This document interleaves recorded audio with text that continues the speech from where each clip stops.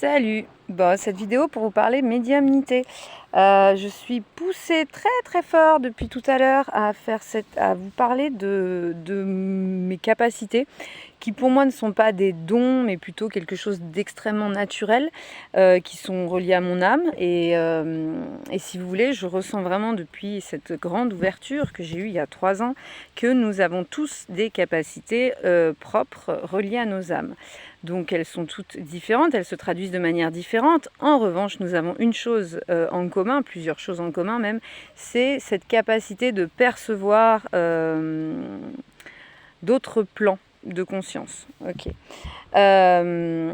Donc si vous voulez, c'est voilà, ce qu'on peut appeler la médiumnité. C'est un petit peu comme la télépathie. C'est comme si voilà, nos sens étaient ouverts. Donc nos sens, nous avons déjà nos 5 sens, mais nous avons des sens qui peuvent s'ouvrir encore et qui vont s'ouvrir parce que voilà, je ne vais pas m'étendre là-dessus sur cette vidéo, mais avec cette élévation du taux vibratoire, j'ai l'impression que je me répète tout le temps, cette élévation du taux vibratoire planétaire, nous aussi nos corps s'élèvent, s'éveillent donc vibratoirement, donc nos sens se réveillent comme ils étaient réveillés quand on est né, mais ils ont été fermés, brimés par société, éducation, école.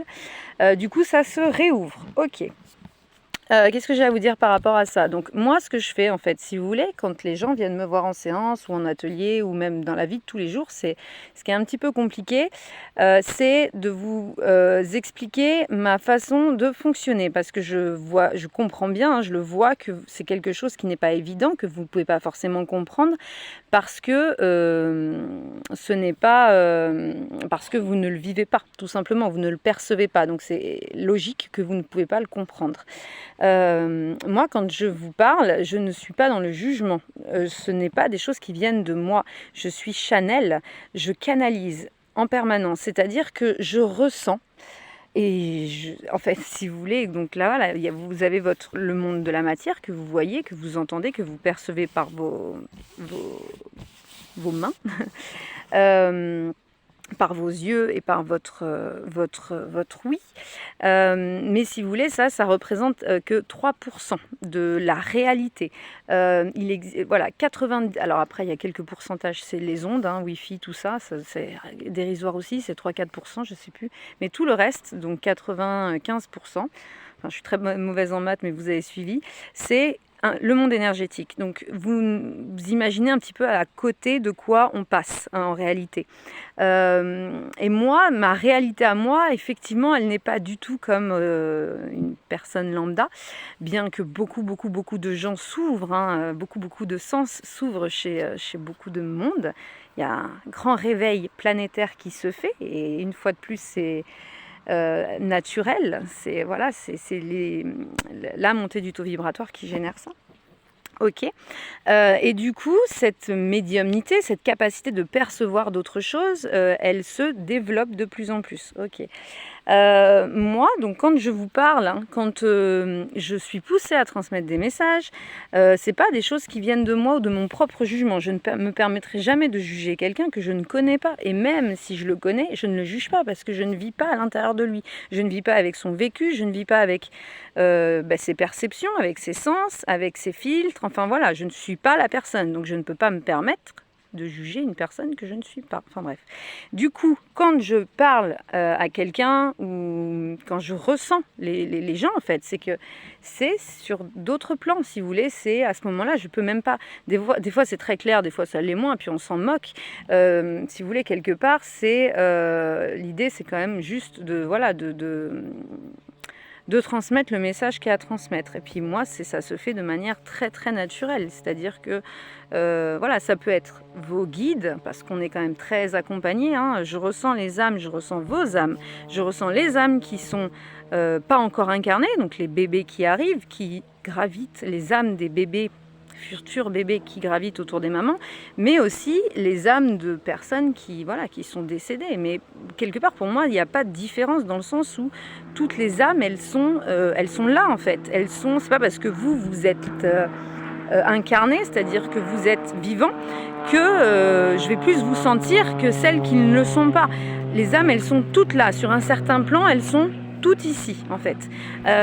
Du coup, il n'y a pas de... Enfin, c'est souvent, je vois que les gens, mais même chez mes amis, ils me disent « Oh là là, tu me fais peur ».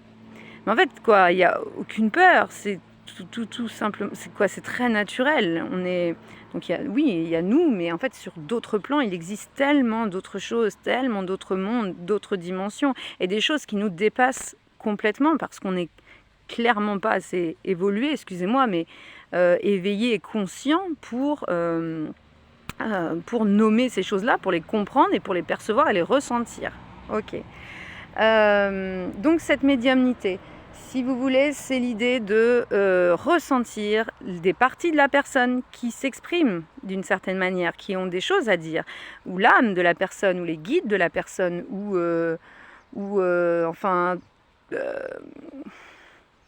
Enfin, voilà. Des fois, après, il y a des noms, des choses très concrètes qui viennent. Et des fois, c'est des douleurs, en fait. Vous voyez, quoi, des fois, je ressens la douleur de la personne, quoi, je la ressens plus dans mon corps. Maintenant, ça, c'est bon.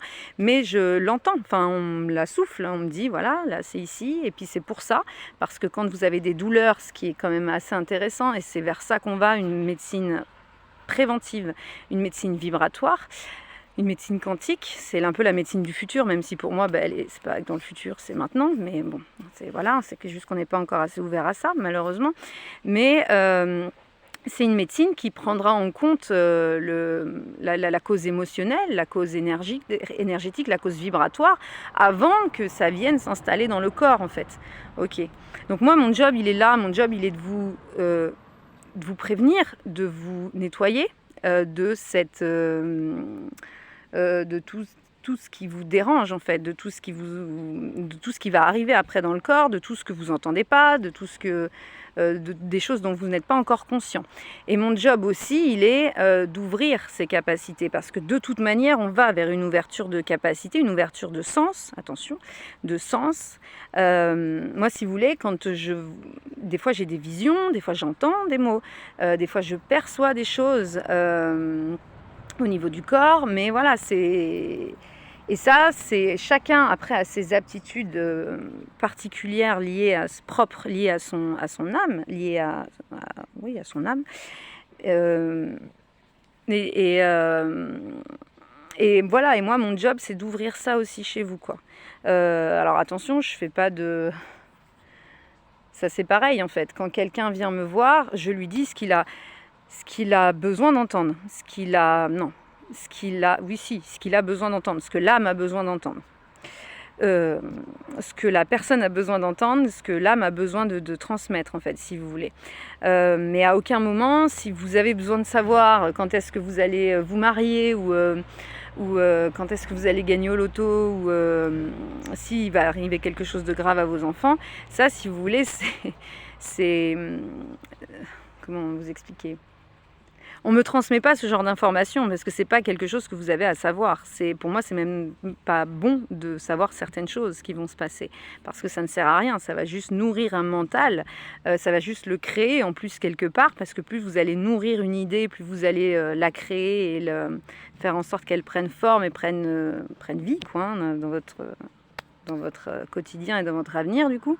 Donc non, ça c'est clairement, ça sert à rien de me demander ce genre de choses.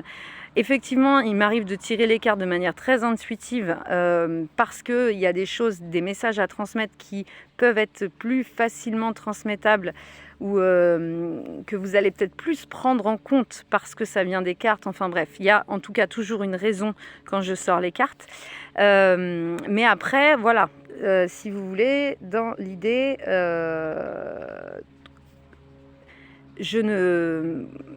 tout ce que je vous transmets, c'est ce que vous avez besoin d'entendre. C'est ce que vous avez besoin d'entendre pour qu'il y ait un réveil. Tout ce que je nettoie, c'est ce qui a besoin de nettoyer. Mais je ne nettoie pas tout en un coup. C'est-à-dire qu'à aucun moment, tout ce qui peut être des entités, des blessures transgénérationnelles, des choses très lourdes, des choses karmiques, hein, des choses d'autres vies, ou des choses transgénérationnelles extrêmement lourdes qui se trimballent de père en fils ou de mère en fille, tout ça, je ne peux pas l'enlever d'un coup. Si je l'enlève d'un coup, si je pourrais. Mais le problème, c'est que si je l'enlève d'un coup, derrière, il y a quoi, saurez plus qui vous êtes, quoi. Ça va être une grosse décompensation, c'est extrêmement dangereux.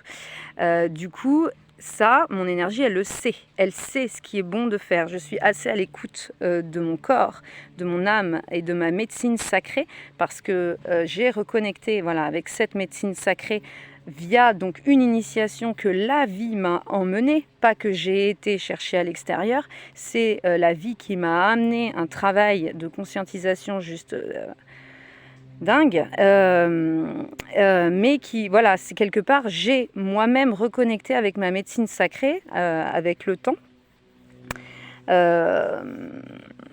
Et si vous voulez, mon but, c'est que vous puissiez reconnecter tous avec la vôtre, en fait, avec vos propres capacités, avec votre propre écoute intérieure, avec votre propre... parce que c'est cette écoute intérieure, c'est cette écoute du cœur qui va vous apporter ce discernement nécessaire, en fait.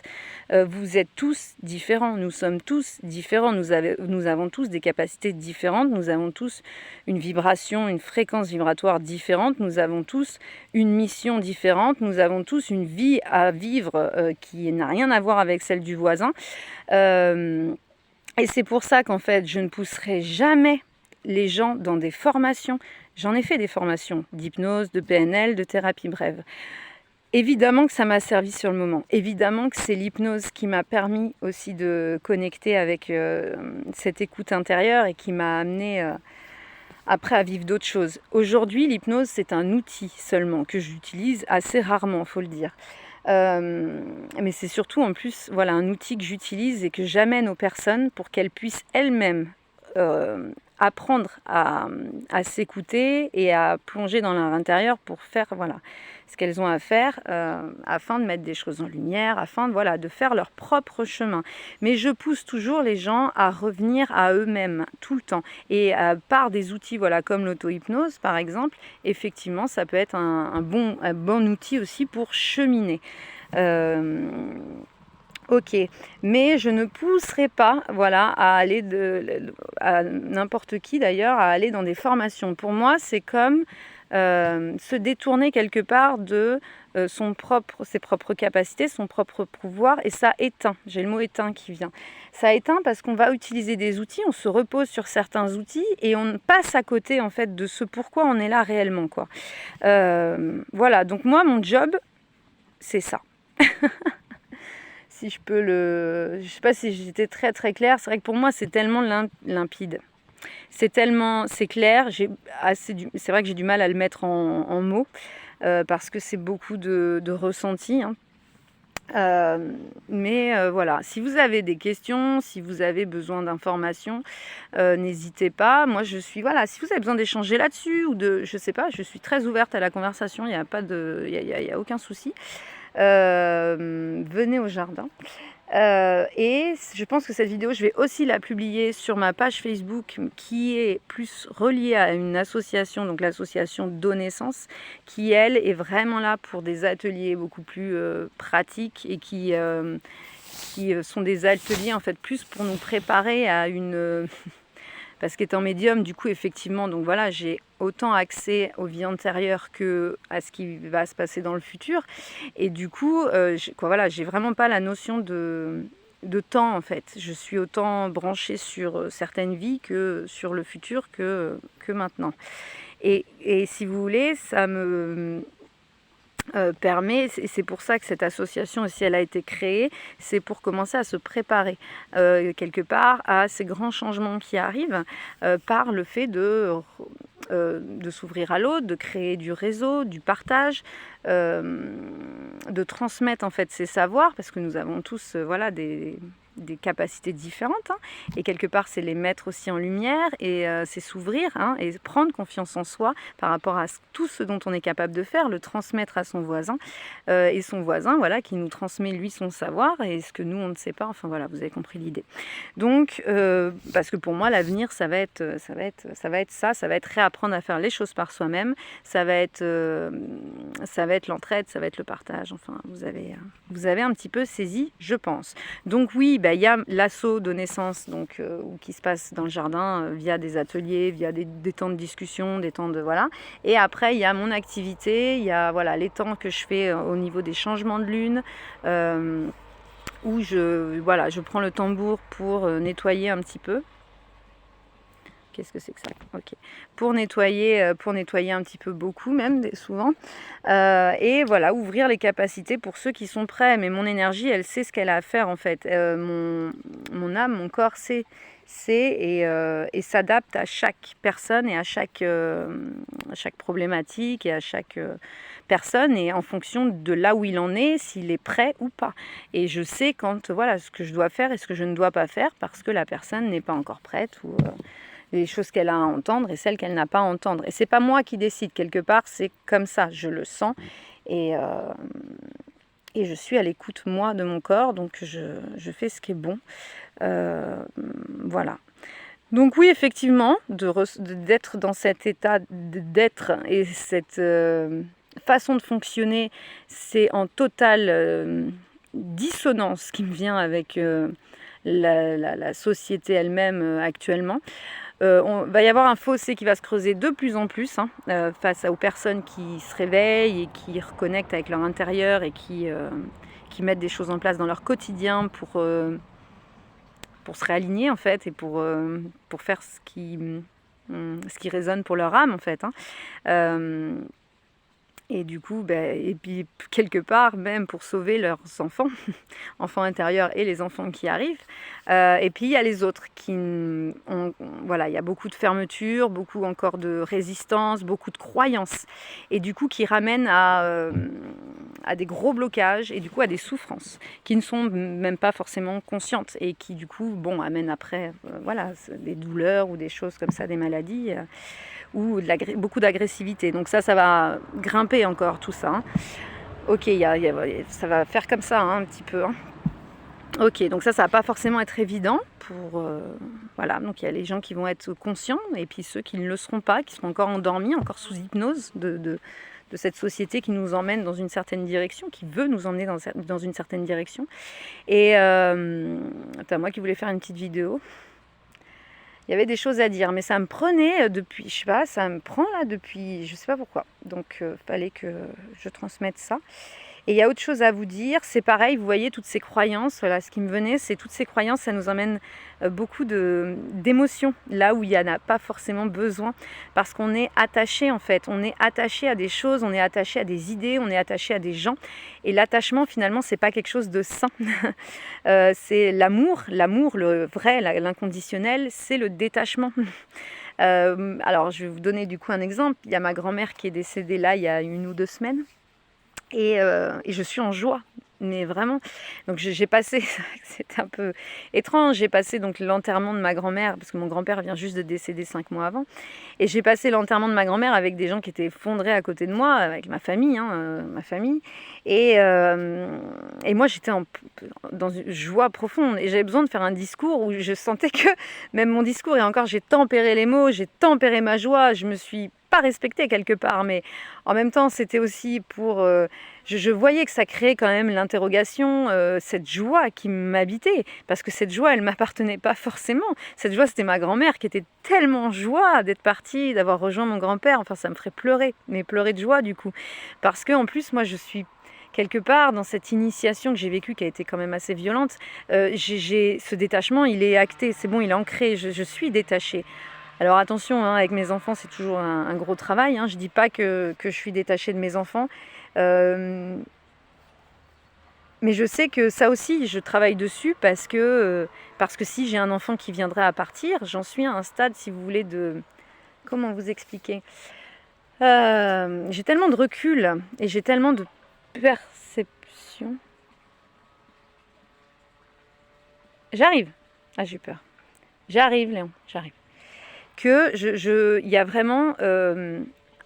il y a vraiment, comment vous expliquer, sur un certain plan, et moi j'en suis arrivée à un stade où je le sens, hein, je le porte, ce fameux tout est juste. Et effectivement, si on a un enfant qui part, tout est juste. Parce que c'était le moment qu'il parte. Et je sais que ça crée l'indignation, que ça, les gens ne peuvent pas le comprendre. Mais moi, c'est vrai que j'en suis comment vous expliquer, de par ce que j'ai vécu, s'il te plaît, je suis en train de faire une vidéo, Léon. Ça peut attendre. Parce que là, sinon, s'il te plaît. Et ben si, parce que là, tu respectes pas le deal qu'on avait passé. Voilà, voilà. Bon, non, si je fais faire une pause, je vais faire des bêtises.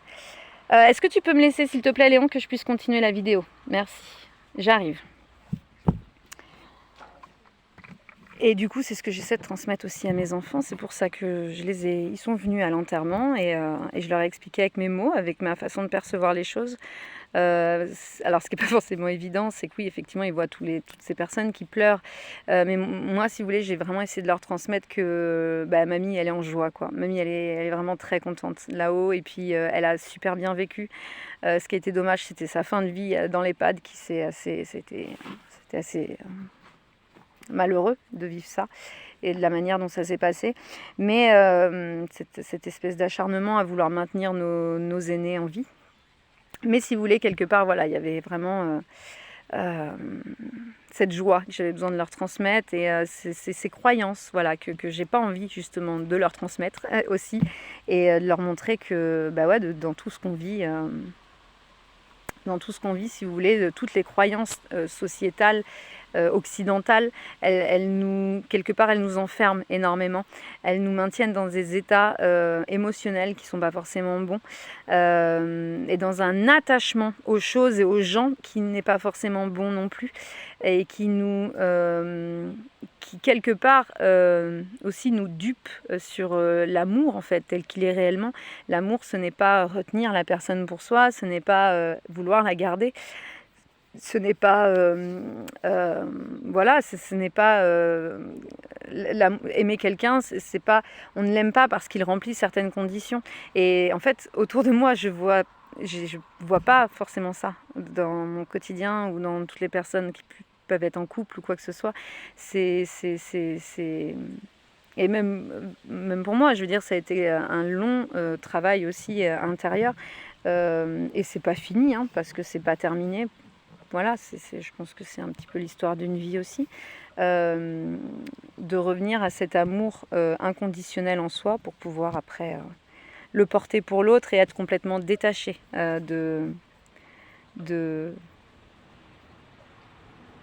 être en joie en fait de son propre bonheur, même si son bonheur il est ailleurs, même si son bonheur il est des fois là je vais être un petit peu dure, mais c'est ce qui me vient, je transmets, de se suicider. Si son choix et son bonheur c'est de partir et de revenir plus tard ou pas, c'est son choix et c'est quoi son bonheur. Enfin, vous avez compris quoi. Donc il y a vraiment il y a un gros boulot. De toute façon, moi ça fait 3 ans que je le sais, je le sens et je travaille dessus sur ce détachement. Et le détachement, c'est le lâcher prise aussi. Mais c'est vrai que je préfère utiliser le mot détachement. Je trouve que ça fait moins... Ça me parle plus, moi, en tout cas. Voilà, bon, allez, je vous ai bien enchaîné. J'ai bien blablaté. J'espère, en tout cas, que vous allez bien. N'hésitez pas, voilà, il y a 2 ateliers. Il y a un atelier blablatage sur l'effondrement et tout ce qui arrive, en fait. Donc, les ateliers qu'on va mettre en place, donc demain, 17h30. Et il y aura un atelier samedi matin à 10h30. Ça sera vraiment lié à la nouvelle lune pour déposer ce qu'on a déposé et se recharger et repartir pour le mois de septembre. Voilà. Bon, j'espère que je vous ai pas trop saoulé, ou en tout cas, enfin voilà, après tout est juste. Je vous souhaite une belle journée et n'hésitez pas si vous avez des questions, si vous avez envie de blablater, si vous voulez une séance, enfin voilà, ce que vous voulez. Ciao!